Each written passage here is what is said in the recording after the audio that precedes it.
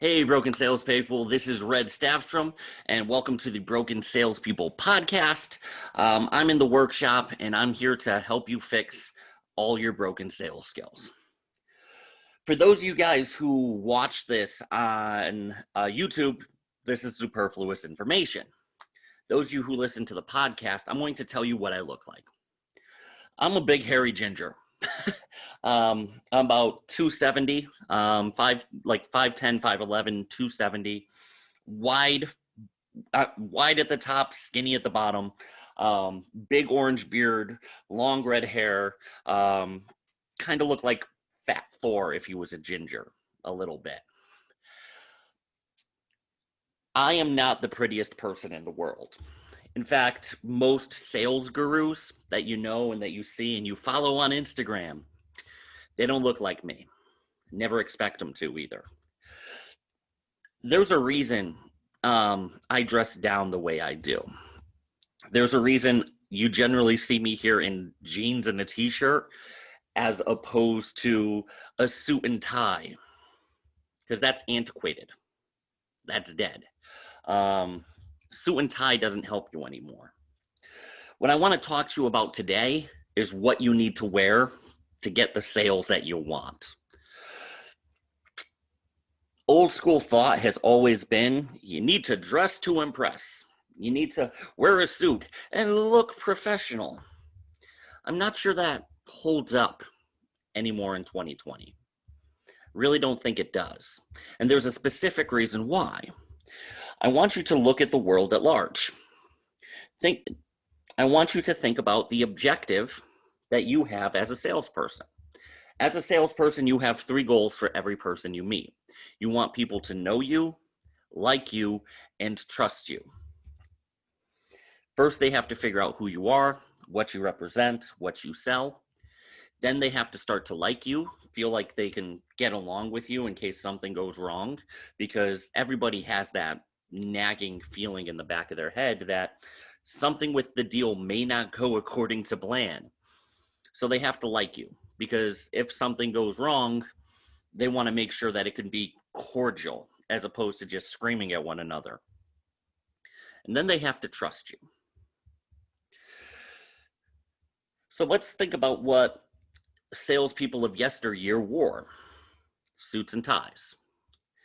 They wear like the freshly dressed suits, the more expensive the suit, the better. The more custom tailored it is, the better. Hey, I spent $130 on this tie. Okay, I see that. And if you need to do that to feel confident, by all means. But is that your best default? I want to argue that it isn't. See, know you, like you, trust you. In that order. Know you, like you, trust you. How many people have you liked in suits? How many people do you trust who wear suits every single day? I want you to think about that and think about it rationally. Like, be honest with yourself.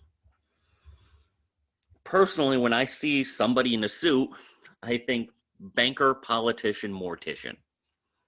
Those are the 3 my mind goes to.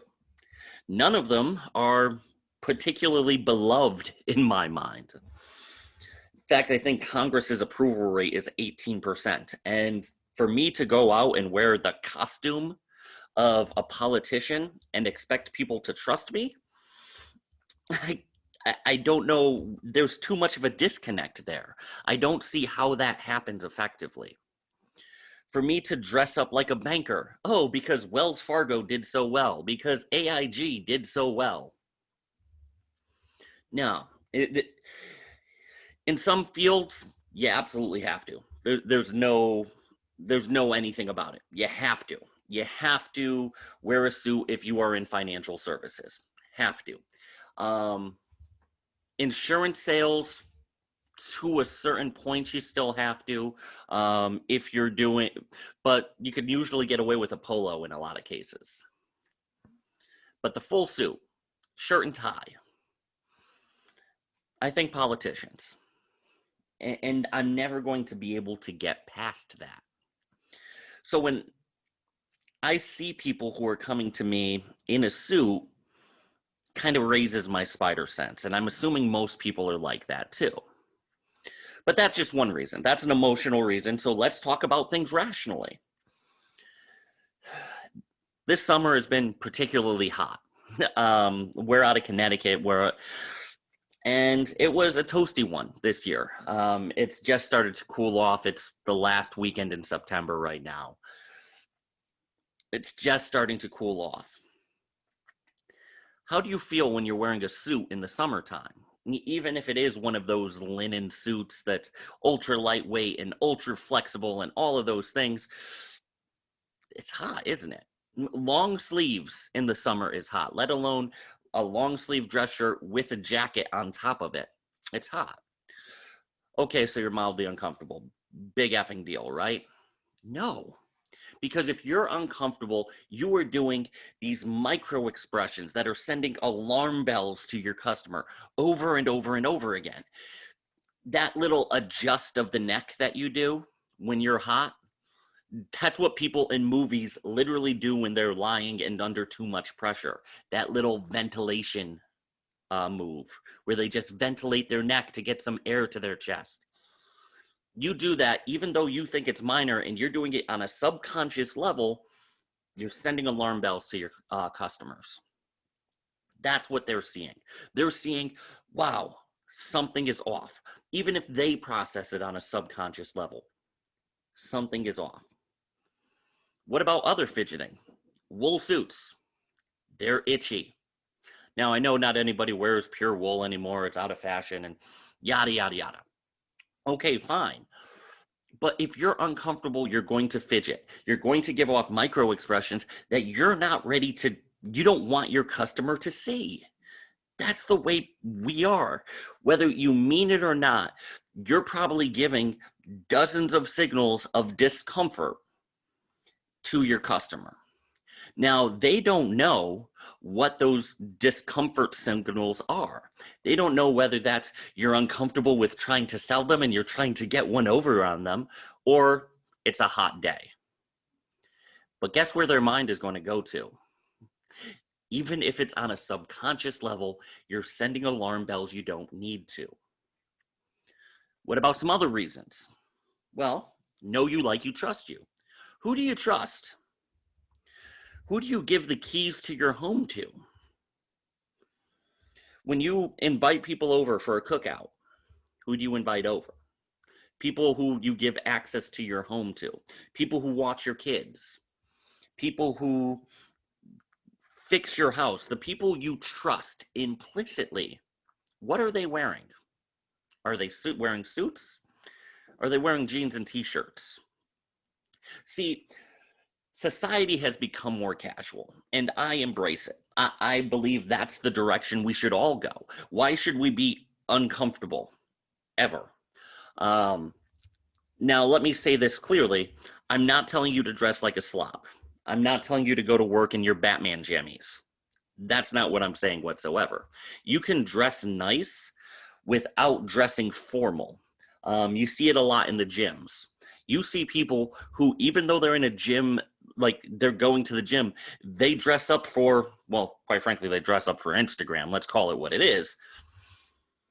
But there are people who dress very, very nicely at the gym to get sweaty. They're put together, but just not put together from a business sense. They're put together for the gym. You see that in the same thing. You see people who golf, who are dressed perfectly professionally. Lightweight khakis, polo shirt.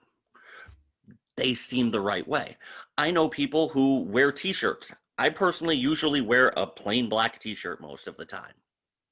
Monochrome t-shirt. No problem with that at all in my mind, because it's simple and it doesn't detract from what I'm trying to do. Now, I'm not telling you to dress up like a rap video from the early 90s in neon colors either. Be conservative. Make sure that you're wearing things that are on brand with what you're doing. Think about who your ideal customer is and how they dress. How do they want to be perceived? Now mimic that. Now, I'm also going to add another key idea. You are not the star. Let me say that again. You are not the star. You are not the hero. You are not anything other than somebody who's giving them a tool. Don't think of yourself as Luke Skywalker. Think of yourself as Obi-Wan. Your job is to give him the tool to topple the Empire and accomplish his goals. That's your position. Your job is to be the mentor, the wise old man, the Obi-Wan, the Dumbledore, the Yoda. You can continue. Think about all of the other ones in the hero's journey. The Hamish from the Mockingbird, Mockingjay, Hunger Games. That was it. Hamish, Dumbledore, Obi-Wan.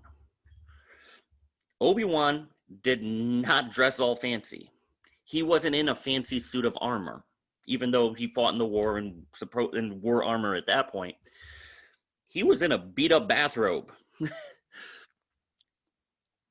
And Luke still believed him, because Obi-Wan was able to convince Luke that he had the tools that Luke needed to further his goals, to get off of Tatooine. That's what your job is. Your job is not to be the star of the show. You're not there to be the center of attention, period. Your customer is. The customer is the star. They are the hero. They are the chosen one. You're just there to hand over the lightsaber. So why would you dress up as if you're the center of attention if the customer's the center of attention? See, that's the way a lot of our mindsets have to shift. We have to realize that we're not special. It's not about us. It's not about what cars we drive, not about what clothes we wear. We're special insofar as we can help other people. That's what a good salesman does. See, for a long time, people look at sales as nothing but money. Sales is about money. Sales is about money. No, you're only looking at half the transaction. Yes, sales is about money in one direction. In the other direction, it's about problem solving. Once we start looking at sales in that vein, through that window, it becomes much different, doesn't it? See, yes, we need to get money, but we need to do so in exchange for solving a problem, solving one of their problems, solving one of their pain points. And dressing up in bright, bold colors and peacocking is not the way you do it. What you do is you let your work speak for itself. Low key, but professional. If you can save the world in a black t-shirt, do it. But there's no reason to overdo it either. So what do you wear? You wear what your customer wants you to. You wear what your customer is comfortable around. If they're only comfortable around people in a suit, yes, wear a suit. Because guess what? If you're selling stocks and bonds, odds are you're probably going to have to. But overall, if you're selling fuel cards to truckers, wear jeans and a t-shirt, because that's what I did.